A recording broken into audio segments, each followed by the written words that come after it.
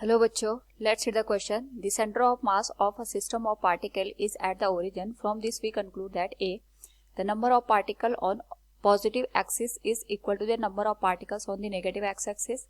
B, the total mass of the particles on the positive x-axis is same as that of the total mass on the negative x-axis. C, the number of particles on the x-axis must be equal to the number of particles on the y-axis. And D, if there is a particle on the positive x-axis, there must be at least one particle on the negative x-axis. Now to answer this question, first we will discuss here the key concept, and here the key concept will be given as center of mass. तो हमारे पास जो centre of मास होता है ये किसी भी system का वो पॉइंट होता है जहाँ पे होल बॉडी का जो मास होता है कंसंट्रेटेड होता है. सपोज ये हमारे पास सिस्टम है जिसमें n नंबर ऑफ पार्टिकल्स हैं. यहाँ पे एक ऐसा पॉइंट होगा जहाँ पे पूरी बॉडी का मास कंसंट्रेटेड होगा, यानी वो पॉइंट ऐसा ही एक्ट करेगा जैसे कि होल सिस्टम यहाँ पे एक्ट कर रहा है. इस पे अगर हम एक्सेलरेशन की बात करते हैं, फोर्स की बात करते हैं, तो पूरे सिस्टम पे जो फोर्स लगेगा है उसका जो एक्सेलरेशन होगा इस पर्टिकुलर पॉइंट का, जिसको हम सेंटर ऑफ मास का नाम देते हैं, इसका फोर्स, एक्सेलरेशन, वेलोसिटी भी सेम हमें देखने को मिलेगी. नाउ यहाँ पे अगर हम सेंटर ऑफ मास के पोजीशन की बात करते हैं जिसको हम RCOM से इंडिकेट करते हैं, it will be given as m1r1 plus m2r2 plus m3r3 and so on divided by total mass that is m1 plus m2 plus m3 and so on. Question के अकॉर्डिंग हमारे पास यहाँ पे 4 statement दे रखे हैं. हमें चारों स्टेटमेंट के एनालिसिस करके करेक्ट स्टेटमेंट को फाइंड आउट करना है. तो फर्स्ट स्टेटमेंट है कि हमारे पास यहाँ पे दो centre of mass of the system of particle is at the origin. कोई सिस्टम ऑफ पार्टिकल है जिसका centre of mass according to the given condition origin पे लाई कर रहा है.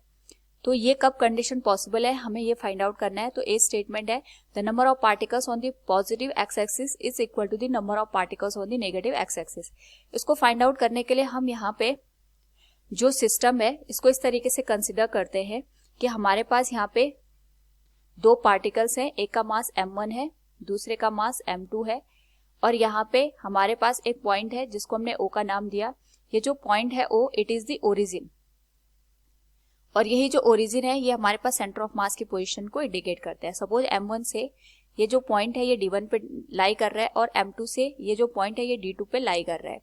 नाउ यहाँ पे अगर हम ऑब्जर्व करें जो हमारे पास सेंटर ऑफ मास की पोजीशन होगी that will be equal to 0 for this particular case, जिसको हम यहाँ पे लिख सकते हैं m1 d1 plus m2 d2 divided by total mass. ये हो जाएगा m1 प्लस m2 के बराबर. यहाँ से अगर हम ऑब्जर्व करें m1 d1 plus m2 d2 will be equal to 0. तो जो d2 की पोजीशन है ये हम d1 की भी निकाल सकते हैं. तो हम यहाँ पे d2 की पोजीशन देख रहे हैं, it will B minus m1 d1 divided by m2. एक तो हमें ये रिजल्ट पता चला. इससे ये पता चला कि अगर यहाँ पे हमारे पास हमने सबसे मिनिमम दो पार्टिकल कंसिडर किए थे, अगर एक पॉजिटिव एक्सिस की ओर लाई कर रहा है तो दूसरा यहाँ पे हमारे पास नेगेटिव एक्सिस की ओर लाई करेगा, तभी जाके कंडीशन यहाँ पे फुलफिल हो सकती है. तो सबसे पहला जो स्टेटमेंट था the number of particles on the positive X axis is equal to the number of particles on the negative X axis. It is not necessary. ये इसलिए नेसेसरी नहीं है क्योंकि अगर हम इस पूरे कंडीशन को ऑब्जर्व करें तो हमारे पास यहाँ पे ये सिचुएशन बन सकती है कि जो m1 d1 और m2 है इनकी वैल्यू कुछ इस तरीके से आए कि हमारे पास जो टोटल सिस्टम का सेंटर ऑफ मास है वो ओरिजिन पे यहाँ पे लाई करे. तो नंबर इक्वल होना जरूरी नहीं है. यहाँ पे सबसे ज्यादा जरूरी ये है कि कम से कम हमारे पास एक पार्टिकल ऐसा हो जो नेगेटिव एक्स एक्सिस में लाई करे from the given centre of मास. ये कंडीशन तभी हमारे पास, यहाँ पे ऐसा नहीं है कि इसके लिए हमें जो सेंटर ऑफ मास की पोजीशन ओरिजिन पे नहीं मिलेगी, but this is not the, यहाँ पे हमारे पास जो नेसेसरी कंडीशन है वो ए नहीं होगी.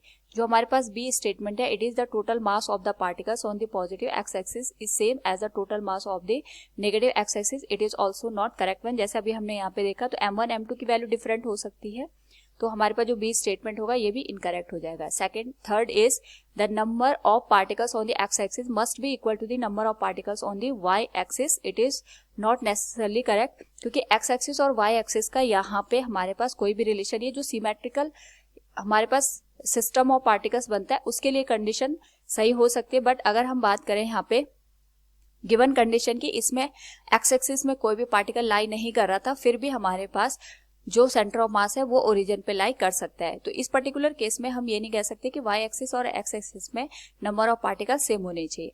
And is the number of particles on the positive X axis, there must be at least one particle on the negative X axis, क्योंकि हमें यहाँ पे जो रिजल्टेंट है उसको ओरिजिन पे लेके आना है। तो अगर कोई पॉजिटिव पार्टिकल हमारे पास यहाँ पे एक्सिस पे लाई कर रहा है, तो इसका मतलब ये है कि यहाँ पे ओरिजिन पे सेंटर ऑफ मास को लाई करने के लिए एक पार्टिकल का नेगेटिव एक्सिस में होना जरूरी है। So we can say from the given option D will be the right answer. Hope all you understood it. Thank you and best of luck.